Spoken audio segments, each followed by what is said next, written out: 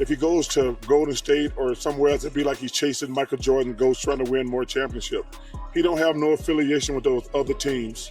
His only affiliation where he was born was Cleveland, Ohio. So I think he should go back to Cleveland. The word to describe what he's doing is grandstanding. Ooh. Grandstanding.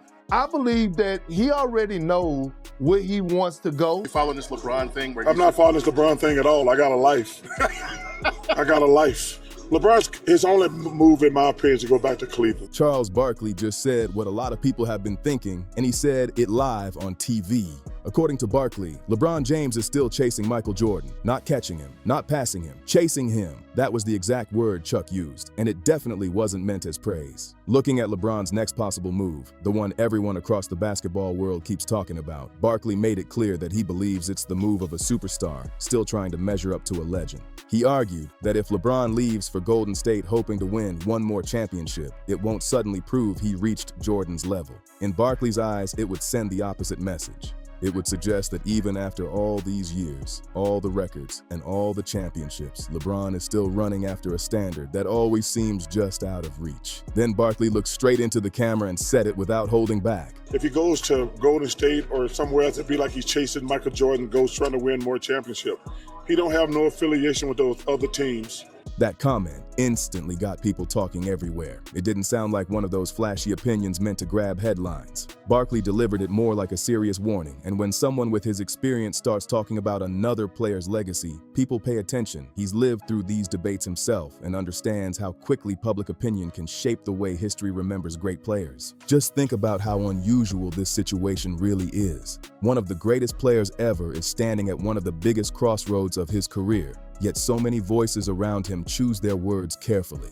Barkley didn't. He isn't worried about upsetting anyone or protecting relationships. He simply said exactly what he believes. Most people connected to LeBron have reasons to stay careful. Barkley doesn't. That's why he skipped all the fancy talk and went straight to his main point. His answer came down to one simple word: home. Think about that for a second. A voice as respected as Barkley's picked the least flashy choice possible. There's no big spotlight in telling the biggest name in basketball to forget the drama. Stay where his story began and finish the journey there. That's not the answer most people expect to hear. Barkley isn't trying to create another viral moment. He's trying to stop LeBron from chasing something that may never give him the answer he's looking for. Are you following this LeBron thing? I'm not following this LeBron thing at all. I got a life. I got a life. His only move, in my opinion, is to go back to Cleveland. That idea sits right at the center of Barkley's entire argument. To him, LeBron doesn't have several equal choices. He believes there's only one path that truly makes sense. Many people see this story as being about another championship, another powerhouse roster, or another trophy to strengthen the all-time debate.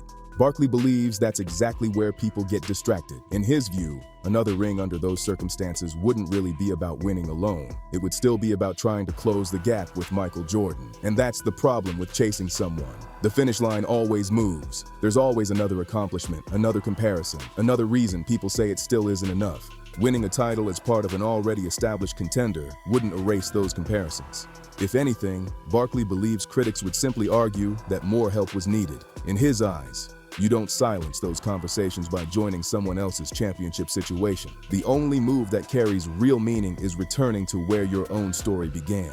His only affiliation where he was born was Cleveland, Ohio. So I think he should go back to Cleveland. His message reaches beyond basketball itself. It's about identity. It's about where someone truly belongs. In Barkley's version of the story, one city helped build LeBron's legacy. One fan base will always be connected to his name. And that place isn't a beach in California or an arena by the bay. It's the place where the entire journey first started. And Barkley believes that's exactly where the final chapter should be written. Every other destination is just another stop along the journey. Home is different. That's where the roots are. It's the one decision that isn't about Michael Jordan, the GOAT debate, or adding another championship to the list. It's the only choice that belongs completely to LeBron and nobody else. But he should go to Cleveland where he grew up, and it'd be a great way to finish the story. It's about finishing the story the right way.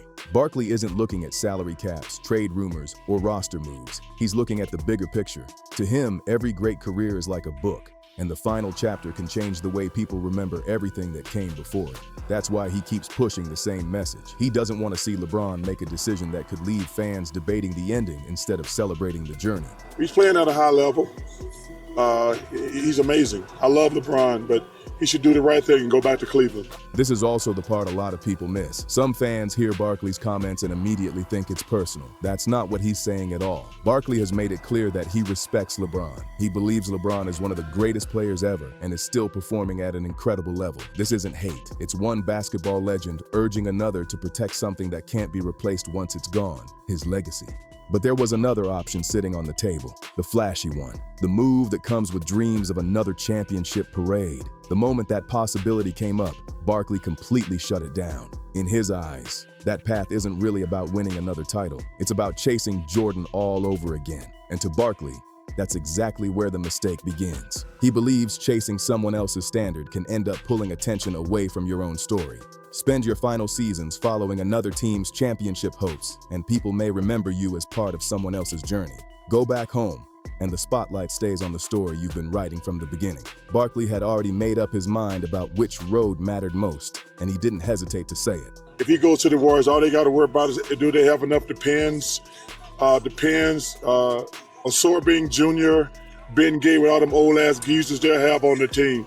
So he should not go to Golden State, he should go. Then he turned his attention to the basketball side of things. This wasn't just another funny TV moment. Behind every joke was a serious point. Barkley wasn't making fun of that possible roster just to get laughs. He was questioning whether that team could realistically deliver what everyone expects. If the whole plan is built around catching Jordan by joining an experienced contender, Barkley believes the foundation already has major cracks. From his point of view, that championship window isn't opening wider. It's getting smaller every season. Trying to match one of basketball's greatest winners by joining a team that already has plenty of questions doesn't look like a winning formula to him. It sounds more like a risky gamble than a clear path forward. Then Barkley started naming the stars. Between Steph, Draymond, Jimmy Butler, and LeBron, they'd have to get a lot of depends, a lot of Sorbing Jr., Ben Gay, with all those old-ass geezers on the same team. Steph, Draymond, Jimmy Butler, LeBron. Those are some of the biggest names basketball has ever seen. But Barkley wasn't focused on reputation. He was looking at experience, long seasons, and the physical demands that come with years in the league. Big names can still fill an arena, but they don't automatically guarantee championships. You can put several legends on the same roster and still end up with a team fighting against time instead of chasing another title. That's the contradiction Barkley keeps pointing out. The goal is supposed to strengthen LeBron's place in history. But if the entire plan depends on several veteran stars staying healthy and playing at their absolute peak together, that's a huge gamble. In Barkley's eyes, tying your legacy to a situation like that creates more questions than answers. Then Chuck took the conversation somewhere nobody expected. They are too old. They're only going to be older.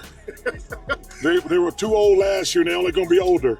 And older people don't do but one thing, they die. His message was simple. The team was older last season, and time doesn't suddenly start moving backward. That wasn't just another joke. It was one of the toughest realities in professional sports. No matter how talented a player is, nobody beats the calendar forever. You can improve your game, train harder, and recover smarter, but time keeps moving.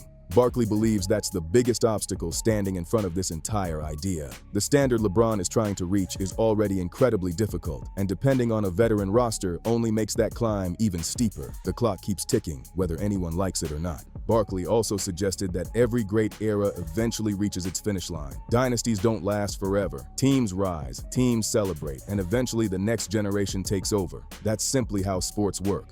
Holding on too long can sometimes make it harder to see when that chapter has already started closing.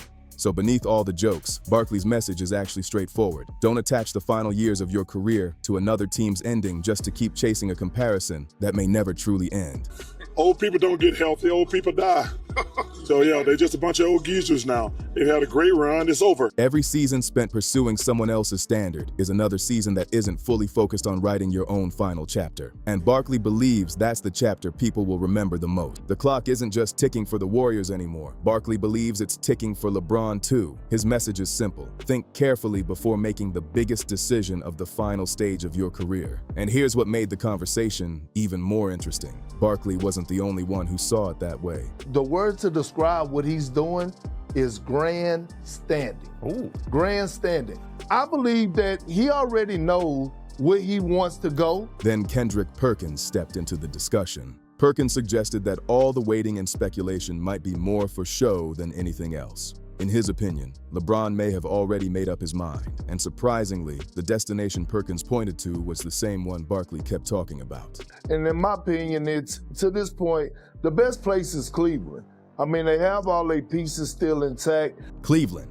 Perkins also added something Barkley didn't focus on. He believes the foundation is still there. The team already has important pieces in place, making the move about more than emotions. To him, it could also make basketball sense. As for the other destinations, he didn't seem convinced they offered a better ending. To Perkins, the signs are already pointing in one direction, not as wishful thinking, but as a prediction. To me, it's just the writing's on the wall that he's probably going to be heading back to Cleveland. I don't see it working with Miami. So now you have two respected basketball voices coming from different perspectives, arriving at the exact same conclusion. But this discussion has always centered around Barkley's message, and he said it louder than anyone else, and he kept bringing the conversation back to one thing: legacy. Once you remove all the rumors, trade talk, and championship predictions, this was never just about free agency. Barkley is really asking what LeBron wants the final chapter of his career to represent. Is it simply about adding another championship wherever the odds look best? Or is it about finishing the story in a way that feels complete? That's the heart of Barkley's argument. He believes LeBron's journey began in one place, and in his eyes, there's only one ending that truly brings everything full circle. Chasing Michael Jordan by joining another team full of veteran stars doesn't complete the story for him. Instead, Barkley believes it creates even more debate. And that's why this conversation has become so powerful. Careers like LeBron's aren't remembered only because of championship totals. People also remember how the journey ended. That's the part fans never forget. A championship won with another established contender will always bring different opinions, whether that's fair or not. But returning home carries a meaning that no trophy alone can create. Championships are shared with an entire team. A homecoming is personal. That's the difference Barkley keeps trying to explain. So from his point of view, the biggest risk isn't simply falling short. Even if another championship happened, Barkley believes people would still be talking about how it happened instead of what it meant. For him, the perfect ending has never been about chasing another comparison. It's always been about going back to where everything started. Then Barkley delivered one final message. Dub Nation, y'all had a good run. It's over. Y'all had a good run. It's over. It's over. He repeated those words slowly and confidently, making it clear that, in his opinion, one chapter has already closed. That leaves LeBron with two very different paths. One is joining another team's final push and continuing a comparison that may never truly end. The other is returning home, embracing the place that helped build his legacy, and finishing the story on his own terms. One road keeps chasing a legend. The other allows LeBron to stand as one himself. Now, we want to hear from you. Do you agree with Barkley that LeBron should return home? Or do you think chasing one more championship is the right move? Drop your thoughts in the comments because we want to know where you stand. If you enjoyed this video, make sure to hit that like button, subscribe to the channel for more basketball stories and breaking updates, and share this video with other NBA fans so they can join the debate too. Thanks for watching, and we'll see you in the next one.